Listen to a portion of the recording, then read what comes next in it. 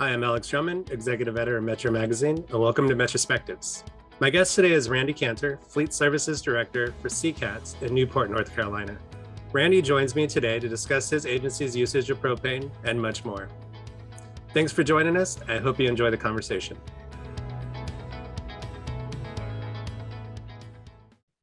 Hey, Randy, thanks for joining METROspectives. How are you doing today? We're doing great. How about yourself? Doing excellent, thank you. So we're here today to kind of talk about CCATS usage of propane. But I wanted to start, because it's a smaller agency, people may not be familiar with you. Can you give a little background on the agency, the fleet size and kind of the area you serve? Absolutely. Carteret County is, it's approximately 540 square miles of land. The county itself is approximately 100 miles long from one end to the other.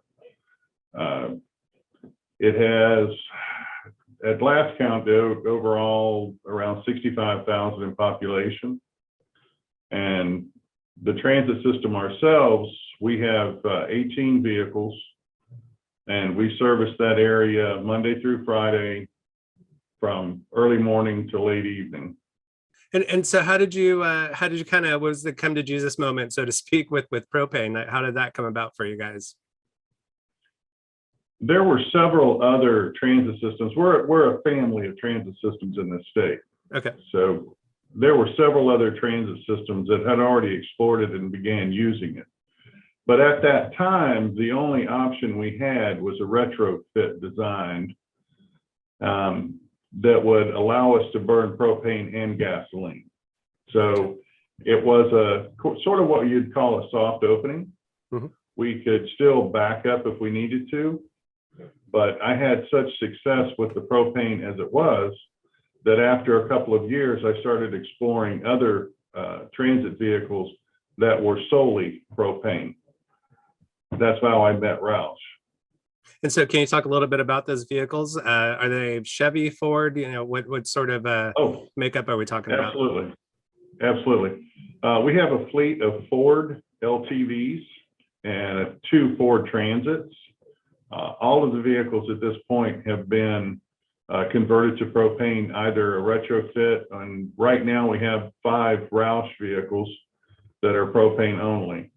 The system that we started with, the company that began doing the retrofits, evidently, I'm not sure the background, but they kind of left the state and we were left to our own devices to try and keep the systems running.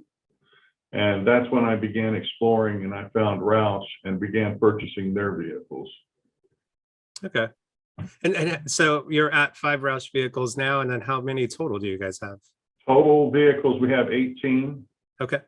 So 13 of them are retrofits, and then the 5 ROUSH. And I expect to order 3 more ROUSH this year, as soon as we can work out the logistics of getting them. Okay. And you talked to, I guess you touched a little bit on it. Finding the person that you're working with could be an issue, but what sort of issues did you experience with propane initially? Once you started kind of transferring over? The biggest problem we had were issues with the actual system itself. And then now we're down to just the pumps on the tanks cause issues every so often. But sensors on the equipment, valves on the equipment, things of that nature. And my mechanics, we have a county garage.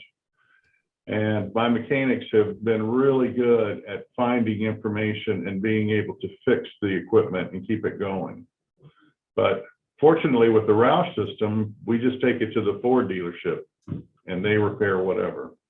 And is there a learning curve for the maintenance team? Is it did you provide training and that sort of thing ahead of time? We attempted to. The retrofit systems, there wasn't a whole lot of training out there. There was a contact person who could feed them information, look for this, check for that. That's another reason why I went with ROUSH. ROUSH has a training system all set up online, and they can actually go through and do coursework learning how the ROUSH systems work and how to keep them maintained. So it benefited that way as well with going with ROUSH. Gotcha. And I guess going with ROUSH also kind of, post installation. I mean, they're readily available to come out and troubleshoot and all of that sort of thing, right? They are, but be honest with you, a year into this, with the original ROUSH purchases, we've had 0 issues. I have been fortunate though, and it just happened to work out this way, but the town closest to us, the next town, Newport, North Carolina, there's actually a ROUSH technician who lives there. So he's been able to come over and teach us a few things and show us things. They keep the systems updated too. He's here on a regular basis, constantly pulling data from the systems and updating it as new software upgrades are developed through ROUSH. Yeah. And I got to ask the question that I think everyone probably is interested in. And can you talk a little bit about some of the benefits you've experienced, financial savings, uptime with vehicles, anything like that? Absolutely. That has been the biggest cost have been the savings have been the biggest reward. We buy propane at the state rate grant. It has always been less than half of what gasoline costs. The vehicles get the same gas mileage. And another huge savings we're seeing now is also with the maintenance.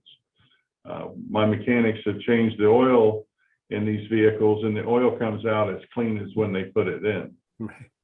So it's a lot less wear and tear. I'm expecting these vehicles to last twice as long as a gasoline version. Right.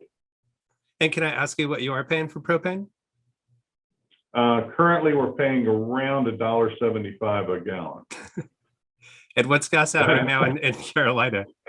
It's ranging around just shy of $4 a gallon. Oh, wow. Okay. When I first came here, our fuel, we were averaging just under $200,000 a year in gasoline. And last year, with all of the buses running on propane, we spent $88,000. Wow.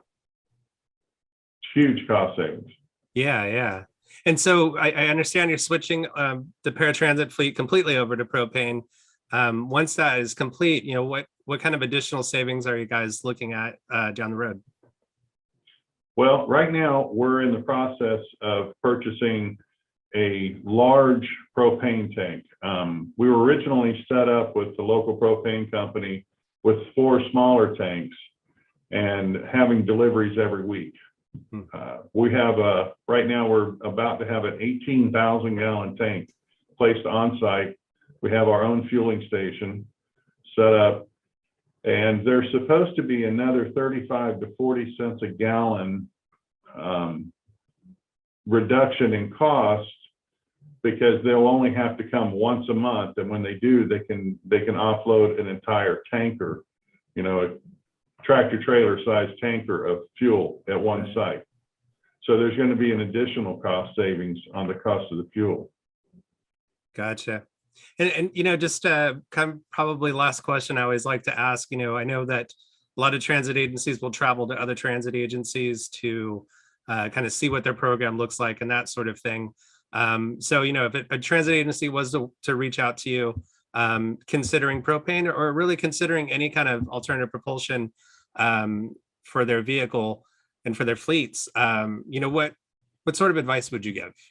I would definitely start with having your own system to refuel your vehicles.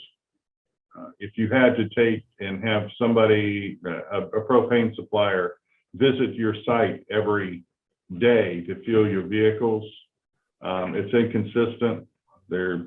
You hope they show up, they're supposed to be there. And once you convert, as I have with ROUSH, and now I have a third of my fleet is strictly propane, I can't afford not to have it. Those vehicles are on the road every day of the week. Right. So the biggest thing I would say is start with your own fueling station and then start working towards changing your fleet over to propane. We have one large vehicle right now that is in the process of being converted dual fuel, and we have switched to what's called the PRIMS retrofit propane system. I'm hoping to have good luck with that as well. Yeah, can you talk a little bit about that? We had we receive a lot of requests for large groups to be transported, and with state vehicles and state contracts, you can't utilize the vehicles that the state owns. The state owns all of the vehicles we have, with the exception of the one large bus. So we were adamant, I was adamant about making sure that it was to be retrofitted with propane. And it was the one system that it came highly regarded, and the closest place, garage, that I could get it converted. So we decided to go with that system and use it as an experiment as well. Gotcha. I'm still skittish about having an entire fleet that is strictly propane. Mm-hmm. So in the future, I may keep half the fleet dual fuel and half the fleet nothing but propane. And that just gives me a backup. So if anything happened with one or the other, I could do it. They'll continue to run solely on propane, but it just gives me that optional fueling type. Gotcha. And that would be gasoline, correct? Yes. Okay. Yes. Well, great. Is there anything I should have asked, or anything you'd like to add on the program, or advice about moving to propane or anything like that? All I can do is encourage it. I've had minor issues with the retrofits that we've worked our way through now. The ROUSH buses we've had zero issues with. I can't understand why any transit system, especially a rural system, would not explore this as an option. The cost savings, like I just spoke of, it's tremendous. With the desire to go green, less carbon footprint. Mm-hmm. This gives you an option to advertise that as well. Your system's going green. We're doing everything we can for the environment, and with servicing the vehicles at greater intervals, because it's not necessary to do it on as prescribed by the manufacturer. It's a cost savings, and it's also an environmental good stewardship for the communities you serve, and lowering the greenhouse gases always is a benefit, of course. And being in a coastal environment where everything, everyone is constantly aware of trying to make sure that we're doing everything we can ecologically wise mm-hmm. to save our environment. I think it's also been a big benefit as well. Great. Well, thanks for your time today, Randy. I really appreciate it. I hope I answered all your questions. You did. It was great. I appreciate your time. Okay. All right. Thank you, sir. Thank you.